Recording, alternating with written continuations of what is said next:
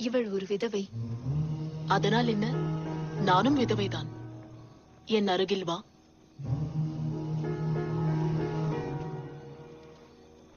முதலில் உனக்கு மஞ்சள் குங்குமம் வைத்தது யார்? அம்மா. உன் தாய் உனக்கு தந்த சீதனத்தை எவராலும் பறிக்க முடியாது.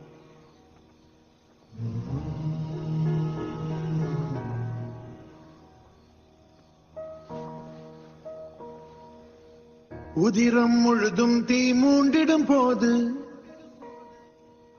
உலகே செந்நிறமாய் மாறும் போது, உனக்குள்ளும் வெளியிலும் இரு போர்க்களம்.